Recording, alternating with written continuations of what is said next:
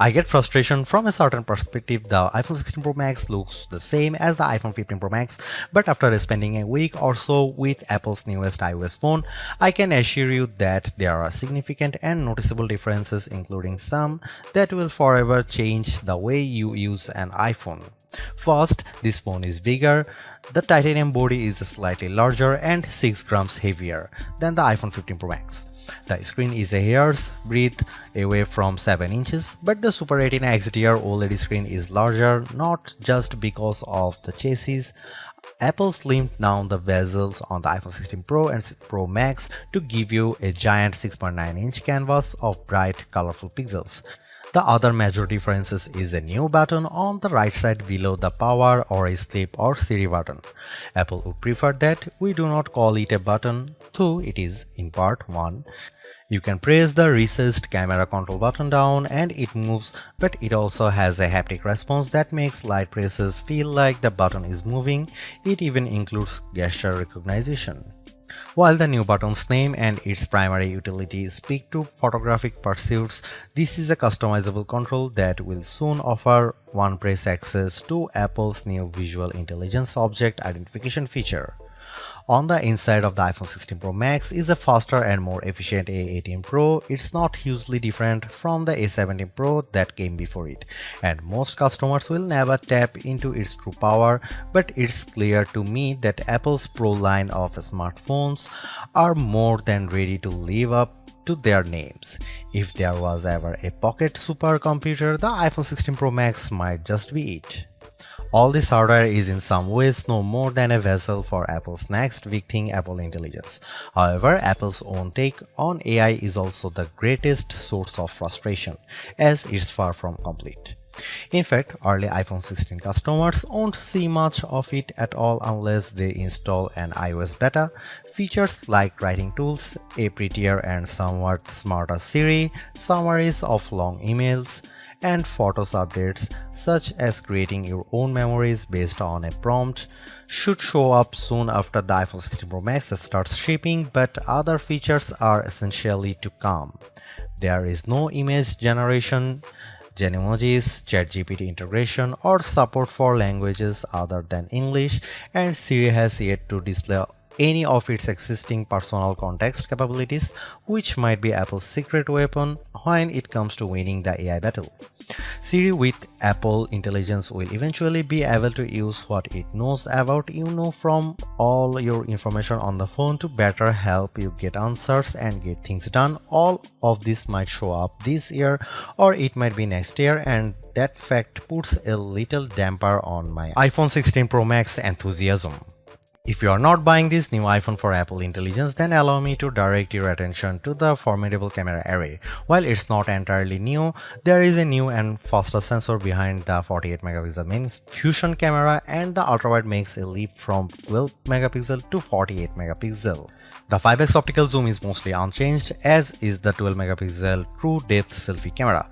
There are, however, myriad new imaging and even audio tricks that I'm certain every iPhone 16 Pro Max owners will love.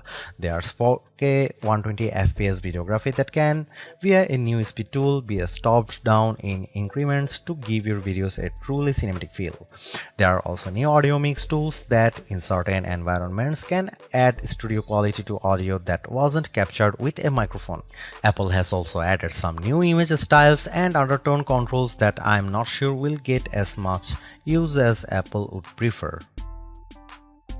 If you are asked to me, the choice between the base iPhone 16 and the iPhone 16 Pro Max is simple. You gain a ProMotion display, a 5x zoom camera, and Apple's most powerful mobile chip. The differences between the iPhone 16 Pro and 16 Pro Max, however, are more subtle this year. There's the screen size, 6.3 versus 6.9 inches, and the battery size, which results in at least an hour of extra battery life, and that's essentially it. The 5x Tetra Prism lens is now on both phones. Perhaps the only other notable difference is that iPhone 16 Pro starts with only 128GB of storage.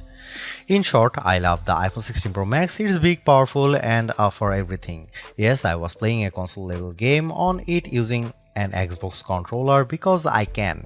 It takes lovely photos that, even if you choose not to try out, the new styles and undertones are clear and color accurate. Apple Intelligence, which I accessed by installing iOS 18.1 developer beta, is a nice start with some cool features, but it's not yet a compelling reason to upgrade. I feel similarly about the camera control button.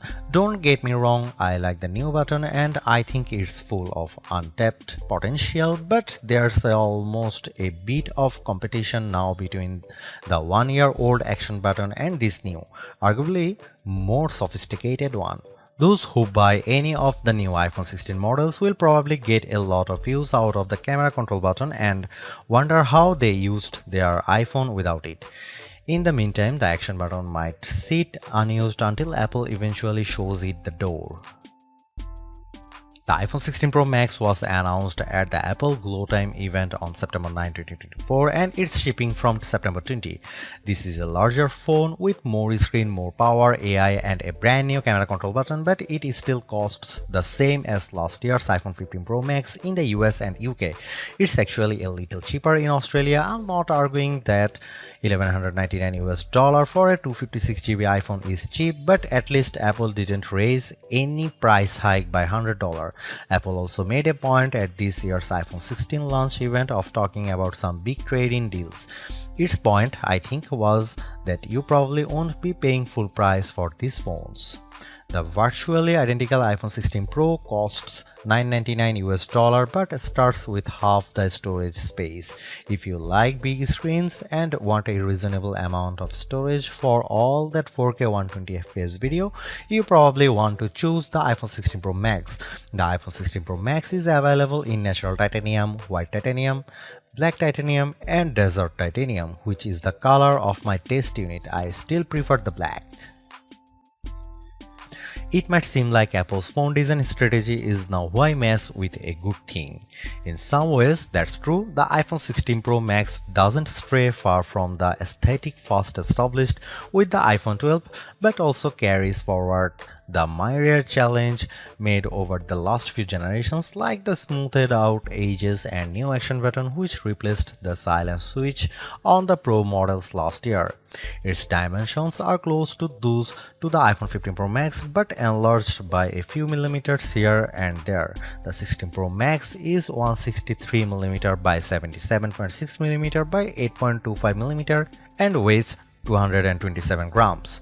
That's 6 grams heavier, 3.1mm taller, and 0.9mm wider than the iPhone 15 Pro Max.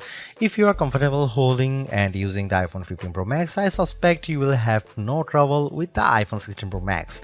I can't say the new phone felt substantially larger in my hand, but I do notice the difference in screen size. The bottom edge features microphone and speaker perforations, along with a USB-C port that, with the right cable, can support Thunderbolt 4 data transfer speeds. There's also a speaker slot along the very top edge of the display. Together with the bottom edge speaker, this phone can produce undistorted room-filling sound. Highs are sharp, mids are strong, and bass is good for the device size. Button placement is mostly identical to last year, with the volume buttons and action button on one side and the larger power or sleep or CD button on the other side. They are joined, however, by a new button, camera control, roughly the same size as the power button. The camera control button is a multi-purpose control that can recognize physical presses and lighter presses to enable haptic response and gestures. It offers instant access to the camera and with those other presses and gestures to various virtual millimeter lenses and camera settings. The materials and build quality are once again excellent. Apple used grade 5 titanium on the body over a graphite-clad aluminum substructure. Apple has also upgraded its ceramic shield, which may make it less susceptible to cracks and scratches, although I was quite careful with my 1TB desert titanium test unit, so I can't say for certain if this is the case. Okay, I did get it wet, purposely running the IP68 rated iPhone 16 Pro Max under a garden sprinkler. It was fun to watch the screen activating as it was touched by 1,000 tiny fingers when it was just water droplets, but the phone was otherwise unmoved and unharmed by the deluge. While Apple hasn't radically changed the iPhone's camera array, there are enough changes in hardware, software, and image processing, along with the aforementioned camera control button to make the imaging system feel fresh and new. On paper, we have just one notable megapixel upgrade, the 48 megapixel ultra-wide camera, which will not only improve wide-angle shots but has a measurable impact on macro quality. Still, even though Apple didn't squeeze a much higher pixel count into the main camera, it did upgrade the sensor and is promising much faster shutter speeds, and the autofocus is now enhanced with dual autofocus sensors. These are the kinds of incremental changes that should improve both the experience of using the quality delivered by the main camera sensor, but they are also hard to measure. More on that in a bit. The 12 megapixel 5x optical zoom is essentially unchanged from last year's iPhone 15 Pro Max. The biggest news here is found not on this phone but on its little brother, the iPhone 16 Pro, which also gets the Tetra Prism lens. Last year's Pro model was stuck with a just 3x optical zoom camera. Similarly unchanged is the 12 megapixel FaceTime camera on the front. Here are some camera samples of iPhone 16 Pro Max.